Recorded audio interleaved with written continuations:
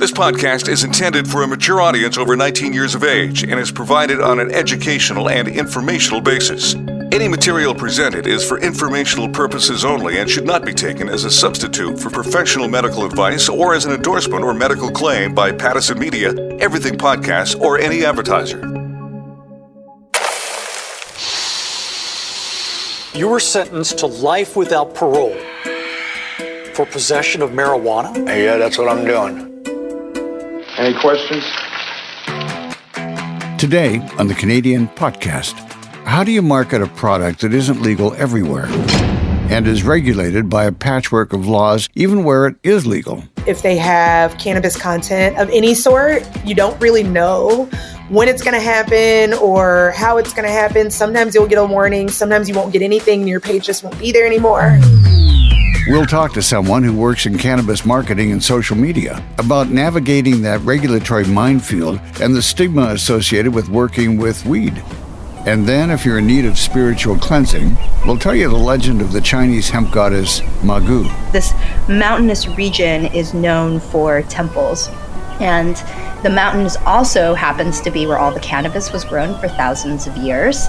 There's this area of the mountain, they said this is the stone where she brewed her elixir of life. But before all that, we go to our Toronto bureau for the latest pot news with Jay Coburn.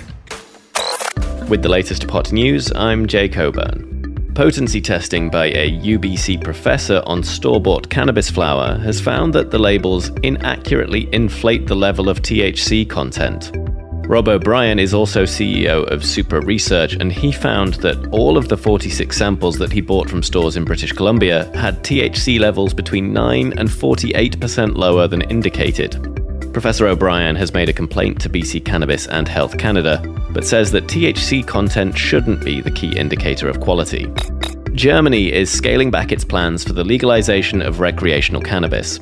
Adults there will be able to grow and consume recreational cannabis privately or through non-profit members clubs by the end of the year. This is instead of the original plan to make it available in pharmacies and stores. That's the first phase. The second phase will allow specialist shops in some municipalities across Germany to sell recreational cannabis as part of a pilot program. Back in Canada, Mississauga is reconsidering its ban on pot shops. It's currently the largest municipality in Ontario without a place to buy legal cannabis. Mississauga has spent the past several years advocating for more municipal control over the location of stores, but City Councillor Deepika Damala says it's become clear that's not going to happen. That's the pot news. I'm Jay Coburn. Back to you, Don. All right, so how do we market weed? In a legal way, I mean. My name is Brittany Parker. I am the founder of A Green Legacy. It is a cannabis agency that focuses on marketing, PR, and also sales and partnerships. So we do quite a bit of influencer marketing. That's actually one of the big pieces that we're focusing on this year. Our producer, Karen Habashi, is going to talk to Brittany about the pitfalls of marketing a product that is legal in some U.S. states and illegal in others with a federal ban still on the books. The regulations are a patchwork. Even here in Canada, they differ from province to province. So I need to do my own disclaimer here. Just like everything else in this show, everything you hear Brittany say is not legal nor medical advice. You get what I'm saying, right? There's a lot to deal with when we work in cannabis. And the first of those things is just telling people that you work in cannabis. I still experience a good amount of stigma. Now, my mom has probably been the harshest, the hardest critic.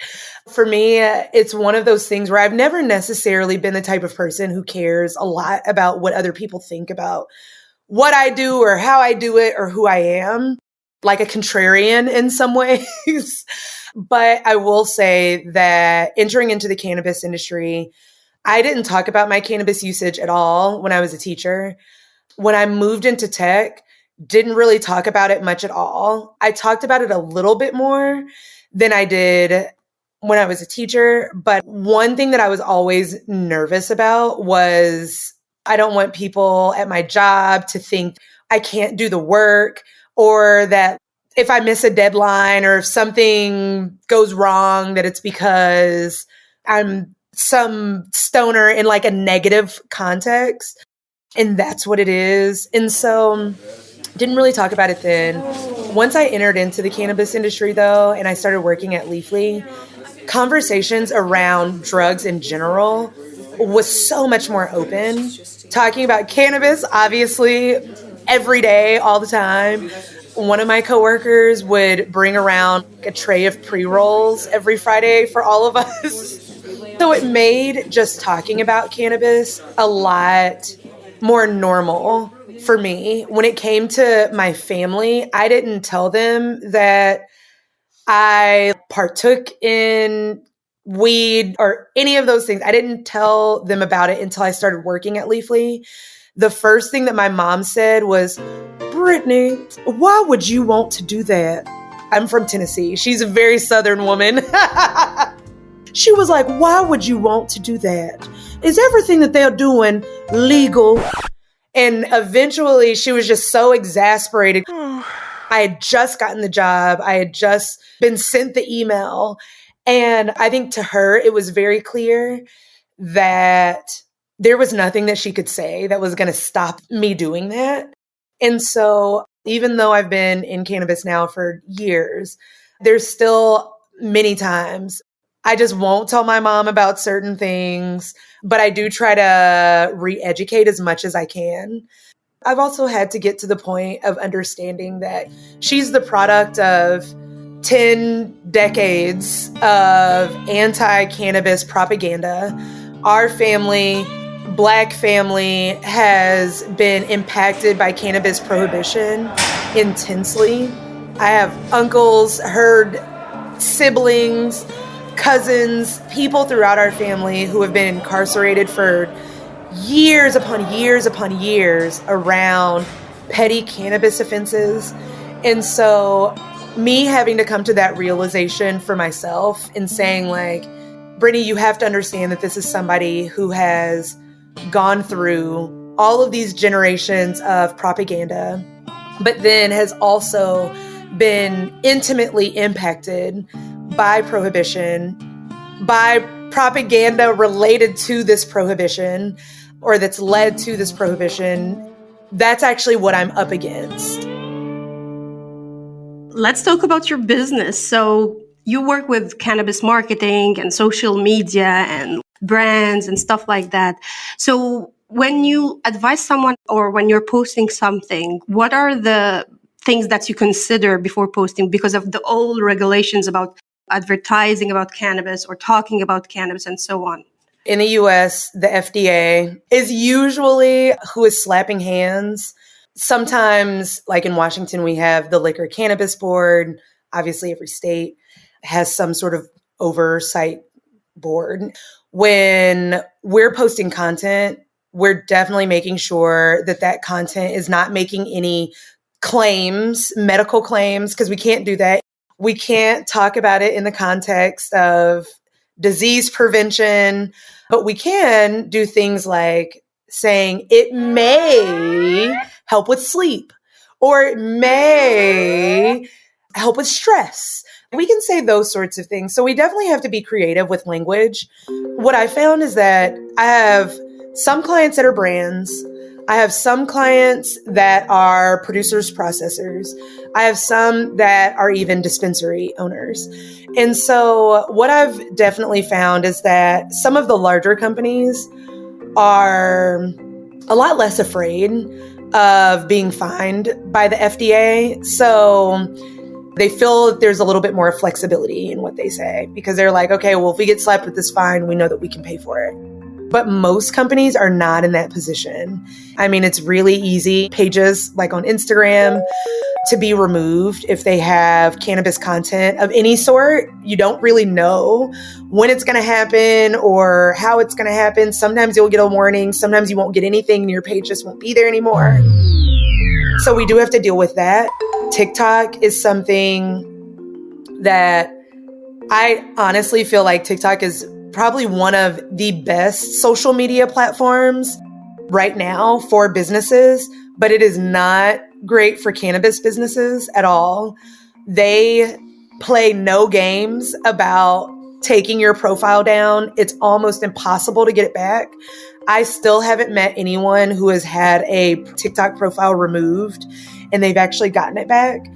So that's an area that not only a cannabis creator, but then also as someone who is a cannabis consultant and agency, that we stay away from completely as it relates to cannabis clients. But what I will say is that LinkedIn is amazing, especially if you are a cannabis B2B business. Reddit is amazing, especially if you're trying to look to Reddit for research and development. Pinterest is an amazing, amazing cannabis-friendly platform. All three of them are platforms that are more mainstream, and our customers are there, but a lot of our competitors aren't. And so between LinkedIn, Reddit, and Pinterest, those are just untapped social media platforms that a lot of companies are struggling to understand how to use. But then also, there's still this idea that Instagram is like where everyone has to be and they always have to have a consistent presence. Still gets that level of notoriety. Does YouTube allow cannabis marketing and cannabis like influencing and so on? They do allow cannabis influencing. You do still have to be fairly careful, but there's definitely not nearly as many restrictions around it. You can't do like paid ads on YouTube, but you can absolutely build out your cannabis channel. You can do cannabis shorts within YouTube. A lot of you asked us if identifying VSCs in cannabis can help us breed out its skunky aroma. And the answer is... Some people who especially just want to be cautious, sometimes they'll talk about cannabis, but they won't actually show flower. They won't show smoking in any way, just to be careful. And I think that's completely acceptable because your audience will know what you're talking about. When it comes to YouTube, there's a lot of opportunity there, but it does take time to build. Then when you have LinkedIn, when you have Reddit, when you have Pinterest, it doesn't take as much time to build. I do see a lot of cannabis influencers on Instagram, but they go through many hoops, like the flower, they put a broccoli on it in the writing. For instance, instead of writing weed, it would be W33D, something like that. I do that. Yeah, right? So tell me about the hoops if you want to post on Instagram. What you can do. What are the ways that you sneak around the regulations? Okay. So one thing is exactly what you're talking about. Do not spell out cannabis. Don't spell out weed or pot. Even using words like herb, I'll use that a lot. Or like herbal, I'll use that a lot. Even hashtag wise, I'll use herb, herbal, that sort of thing. You can definitely use broccoli. You can definitely use like the little smoke emojis. Emojis are your friends. There's a can emoji, and I'll do like can, the letter A, and then the bus emoji. And so that people know what I'm talking about. So there are ways that you can definitely get around it. Anytime that you show flower, anytime that you show yourself smoking, you're running a risk for your page to be pulled down. I will say, even when we think about LinkedIn is very cannabis friendly, but there have been people who have had their pages pulled due to having actual flower displayed, showing themselves smoking, those sorts of things. And then also, if you are trying to sell flower and you are offering it on LinkedIn, your page is going to be gone. So be mindful of that. There are different regulations between Canada and the USA. Like if you have clients in Canada, those are different things. Do you have to read about what you can't post, what you can't say, and so on? Absolutely. You have to know the laws. Within the US, there are states where you cannot do certain types of advertising. You can't do certain types of marketing. Even thinking about Massachusetts, for example, you can't have a shopping bag that has the logo of your cannabis company on it, especially if it like shows or depicts cannabis usage in any way, if it has a pot leaf on it. You basically have to put it in a black bag or a paper bag, and you can't open it in the store after you've purchased it. Like, you got to get it home. So every single state within the US, because cannabis isn't federally legal, every single state has its own set of marketing rules and regulations, has its own set of sales regulations. The good thing about Canada is that it's federally legalized. And so there's already a standardization that exists within Canada so that we don't have to deal with jumping through unique hoops in each province. That was Brittany Parker, founder of cannabis marketing agency A Green Legacy. We tried multiple times to speak to someone from Meta who owns Instagram, but nobody responded. Just in case anyone from Meta or Google is listening and interested in sharing your side of the story, get in touch with us.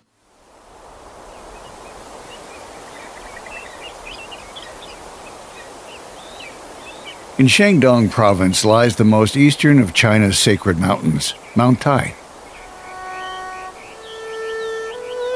Mount Tai is one of China's 5 great mountains, often considered the foremost of the 5. Mount Tai has been a holy site for over 3,000 years. It holds a special place in Chinese spirituality, signifying the rising sun, birth, and renewal. Wide stone steps cut a path up the mountain, with sheer rock on either side. 6,660 steps through 11 gates, 14 archways, and 4 pavilions. It takes 2 to 3 hours to climb. Mount Tai connects heaven and earth. It's the path to the gods. And so there are 22 temples, nearly 100 ruins, and thousands of religious artifacts and inscriptions. Today, we're starting with one of them, a white stone statue on top of a rock next to a clear blue pond. The statue shows a woman holding some food accompanied by a deer. This woman, this goddess, is called Magu. Magu is the Chinese hemp goddess. Ma is cannabis, so that is the Chinese character for hemp. And Gu is like maiden or aunt. We need a friend to help tell the story of Magu, so we called Christina Wong. I am the co-host of Mogu Magu, an AAPI culture, food, and cannabis collective. Magu is comprised of 2 characters, and if you look at those characters, it looks like 2 cannabis plants hanging underneath a roof. It's from a Bronze Age pictograph that shows the little house with the 2 plants, and it looks like plants hanging underneath a roof. So seeing that character, it's very clear she is the hemp goddess. Magu is known as the goddess of longevity, and the food she holds in her hand, a life-giving elixir. She appears in Korean and Japanese mythologies too, but it's in China where her story has been best preserved. In Chinese, she's often depicted as this beautiful young woman with long hair up in a bun and these long fingernails. She's described with long bird-like fingernails. In painting, she's wearing this shawl or an apron with leaves, and she's always carrying a basket with peaches and plants and fungus or a container of fungus wine, so mushroom wines, all these foods that she foraged from Mount Tai. And so all of these foods and all of these things were believed to promote longevity. And so her association with cannabis primarily comes from its use as a healing plant, because most of the stories that revolve around her are about how she helped the poor and the sick and gave them this elixir of life. So how did Magu become a goddess and earn her place in this most sacred mountain? The Chinese look at her more as she was a real woman who lived during the Han Dynasty. Of course, with any spiritual legend, there are lots of different stories of different eras, depending upon who's telling the story. Here's Christina's version.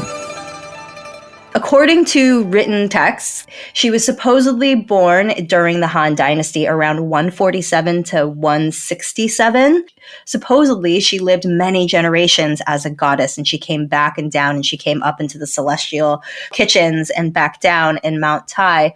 And so the story of her as a young woman that elevated her into this status was, as a young girl, she was given a peach by one of her clients. She was a seamstress, and her father, they raised horses. And so she came home, and instead of bringing the peach home to share with her father, she saw an old woman who was hungry on the side of the road. And so she gave the woman that peach and promised her that she was going to go bring her some more food. So she went home to cook this old woman more food, and then her father came home and became very angry and enraged that she was giving away their food to this old woman and locked her in her room. So she was unable to go back to that old woman and fulfill her promise. And so by the time she escaped and got back to the side of the road, the old woman was gone, and all that was left was the peach stone. And so she took that peach stone and planted it in the village and nurtured it and grew it into a peach tree, and then gave away the fruits freely to those in need. And so the tales then spread that her peaches were said to be healing, and she became immortalized as this goddess possessing the elixir of life.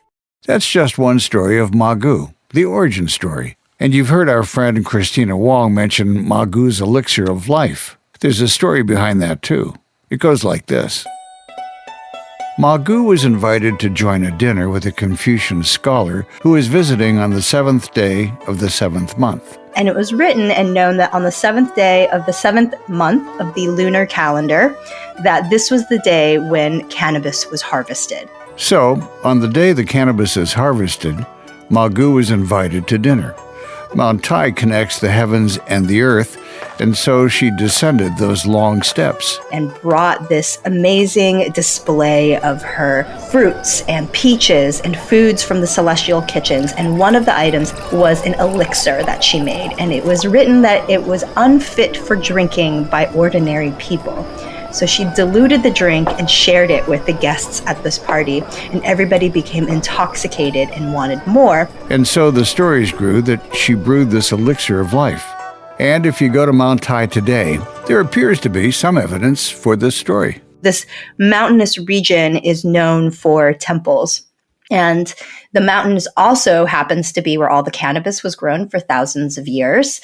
There's this area of the mountain, they said this is the stone where she brewed her elixir of life. But Christina says, despite this shrine, most Chinese people today are unlikely to know about Magu's connections to cannabis. And shrines to her outside of Mount Tai are pretty rare. There were a lot of different shrines and mountains and caves and places in nature that were named after Magu, but it was all wiped out during China's Cultural Revolution.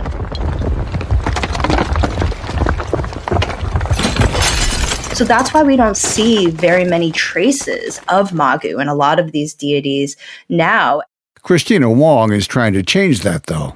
This is how we met Christina. She's Chinese-American and lives in Los Angeles. Christina writes about cannabis, food, drink, and culture. And in doing so, she came across Magu. I was just hanging out and smoking with a lot of the aunties and friends who consume cannabis. And we were just curious about our culture and our history. And Magu came up as a Chinese hemp goddess. And so we really started looking into it and became curious about who is Magu. Christina soon found herself looking at traditional Chinese paintings of Magu, where she is shown with long nails and her hair in a top knot. She's always this very beautiful young maiden. She's wearing these long robes that are made of hemp, and she's surrounded by animals. So the two animals that represent long life and longevity are a deer and a crane. So you see her often with these two creatures. For Christina, a Chinese-American woman working in the cannabis industry, finding this hemp goddess who could connect her to her culture in this way was a powerful thing. And so now we're trying to do the work to rediscover and uncover that again and retell the story from our own modern perspective and point of view, and looking back at what did we think people thought about her and their use of cannabis. Some of the oldest recorded uses of cannabis in human history was in Asia. The history of cannabis in Asia might be long, but in recent years it's been a lot harder to find. The global war on drugs combined with Mao's Cultural Revolution made sure of that. And so finding a Taoist goddess and deity that is dedicated to hemp and cannabis was really fascinating. And so it really took us on this journey to explore more, because having this connection to our culture is really important. And understanding how cannabis was a deep part of our cultural history and medicine is important. And that's how we start to destigmatize the plant. Now, Christina is bringing Magu back to Chinese culture. She hosts events called Mogu Magu for Asian Americans and Pacific Islanders in the cannabis space. This really started with a group of AAPIs working in the cannabis industry, and we wanted to get together to celebrate our cultural holidays. So we started with Lunar New Year, we did a Mid-Autumn Moon Festival, and we brought cannabis, food, and culture together. If you're not hungry, you will be after this. The first event Christina hosted was a hot pot for Lunar New Year. So hot pot is a very traditional, and it shows up as shabu shabu in different places, right? It's Asian fondue, if I had to make it very easy. So it's a pot of boiling broth. It can be flavored with spices or broth, or in my family, we just do it with plain hot water. And then we get different meats and vegetables and we dip them, and you boil them and then eat them with dipping sauces. And that's something we eat during the cold weather, and it's a good socializing activity. Of course, lots of those dipping sauces are infused with cannabis, so you can eat as much food as you like. It's just up to you how you season it. By putting this all together and creating a family meal and a scene and something that is so familiar to our culture and our heritage, but cannabis is a part of that. Christina says these events aren't about partying, though. It goes much deeper than that. It's about really coming together and healing and celebrating with cannabis to open up our minds, to work through a lot of our own histories and past traumas together. And it's really beautiful. And that's where I think the power of Magu, right? In bringing women together to talk, to celebrate. Longevity is a part of it, but longevity is also in wellness, in healing. And that's where I see Magu in modern history, is how do we tap into her for inspiration as a way to heal ourselves? And with Magu, cannabis is an intrinsic part of that. She's the hemp goddess, the cannabis maiden, after all. And one way to connect with her is to spread more stories. When we tell people about Magu for the first time, we start sharing her story, I see their eyes widen and like the gears in their brain starts turning, and they're so fascinated by hearing about this, because they're like, I had no idea. I had no idea that we had a hemp goddess, that this was a character, this was a person that was revered and celebrated in our culture. And so they become more curious and they go down this journey with us. I hope for the future of Magu and Mogu Magu that more people will use this as an opportunity to explore their curiosities and learn more about the history of cannabis in Asian cultures. Cannabis is something that has been used as plant medicine in our history for thousands of years, and it's been forgotten, it's been banished, but it's not dead. Cannabis is a weed. It will continue to grow. It will continue to persist. Whether Magu is a real person or not, for Christina, she demonstrates strength and resilience, like a tough piece of hemp rope. But she also shows kindness and compassion, like a healing elixir. I really love the story of her, of the woman in the peach, because it just shows how much compassion that she had and how we forget to care for people and to take care of each other in the village. And by her simple, small act of taking a peach stone and planting it and turning it into a tree, we can nurture, feed, and take care of everyone in our village. And especially today, I take that lesson or that parable and think about myself. in a modern day world, we are so focused on ourselves and our own needs. Just like her father, how dare you give away what's ours to this person in need? And I'm reminded that we are a village, that we need to take care of each other. Christina Wong and her Mogu Magu Collective will continue their events. The next one is an art exhibition. They're building on that tradition of gorgeous paintings and bringing new, modern depictions of Magu into the world. I hope you'll join us for the next episode of the Canadian Potcast. Hit the subscribe or follow button to make sure you do. And while you wait for the next episode, go to westernbuzz.ca. The Canadian Potcast is an Everything Podcast production in partnership with Pattison Media. The opinions expressed in this podcast are not necessarily the views of the podcast team or our partners. This show is intended for a 19-plus audience. Thanks to our team, Creative Director Cliff Dumas, Showrunner Karen Habashi, Senior Writer Jay Coburn, and our sound engineer is John Massacre. I'm Don Schaefer. Thanks for listening to this episode of the Canadian Podcast, the authority on cannabis in Canada. Another Everything Podcast production.